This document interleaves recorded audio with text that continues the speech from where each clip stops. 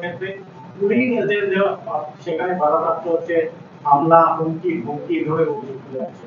সেক্ষেত্রে বিরোধীদের যে অভিযোগ আনা হয়েছে সেটাকে আপনারা কি বলবেন? আমি একটু যুক্ত করছি এখানে স্যার, কৃষ্ণপুর বিধানসভা কেন্দ্রে স্বপ্ন পুলিশ স্টেশন বালুচরা এলাকায় সিপিএম সমর্থিত পুলিশের বাড়িতে গতকাল আসামি হয়েছে। কিছু কিছু জায়গায় আবার ভোট কেন্দ্র তালাও দেওয়া হয় এবং দেখা গেছে যে ঘটনাটা খুব তালা দিয়ে পশ্চিম আসনে এতগুলো ইনসিডেন্ট আসলে কি কারণে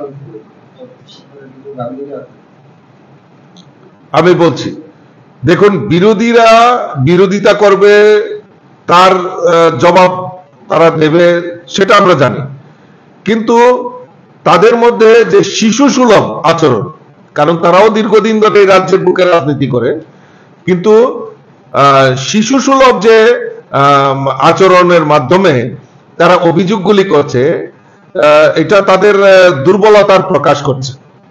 শাসক দলের বিরুদ্ধে যেভাবে বহিঃপ্রকাশ করছেন, যেভাবে তারা মন্তব্য করছেন, সেটা একদম টোটালি ভিত্তিহীন। এই কারণে, কারণ আমরা যদি নির্বাচনের প্রচার, আপনারাই এই প্রচারে অংশ নিয়েছেন, আপনারা জনসমক্ষে নিয়ে এসেছেন, মানুষের সামনে তুলে ধরেছেন, এই নির্বাচনের প্রচারেও আমরা দেখেছি তাদের কোনো ভূমিকা ছিল না এবং সেখানে তাদের পায়ের তলার মাটি নেই।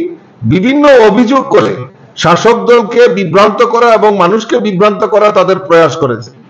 পশ্চিম ত্রিপুরা আসনের ক্ষেত্রেই হোক, পশ্চিম ত্রিপুরাতে বারবার একদম সকাল দিক থেকে, যখন ভোটাররা ভোট কেন্দ্রে পৌঁছে গেছেন, তখন থেকেই তারা একটা অভিযোগ, মিথ্যা অভিযোগ, পাল্টা অভিযোগ তারা নির্বাচন কমিশনের কাছে রেখেছেন এবং পরবর্তী সময়ে নির্বাচন কমিশন তার খণ্ডন করেছেন এবং সেখানে পরিষ্কার ভাবে ক্লিন চিট দেওয়া হয়েছে যে ভোট অবাধ এবং শান্তিপূর্ণ হয়েছে।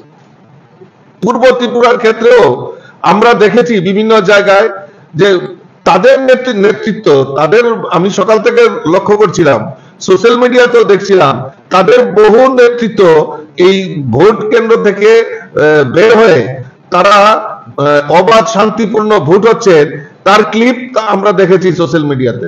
তো কাজেই আমরা যে জিনিসটা আমরা জানতে পেরেছি এবং যেখানে যেখানে যা পদক্ষেপ নেওয়ার, সেই প্রশাসনই হোক আর নির্বাচন কমিশনই হোক, সেটা পদক্ষেপ নিয়েছে এবং তাতে কোনো রকম সন্দেহের বাতাবরণ নেই এবং অবাধ শান্তিপূর্ণ ত্রিপুরার যে একটা নজির সৃষ্টি হয়েছে, 2023-এর বিধানসভা নির্বাচনই হোক আর এখন লোকসভা নির্বাচনই হোক, এই ত্রিপুরা রাজ্যে একটা ইতিহাস তৈরি হয়েছে যে নির্বাচন কিভাবে করতে হয় শান্তিপূর্ণ অবাধ, সেটা একটা ইতিহাস তৈরি হয়েছে ত্রিপুরা রাজ্যে।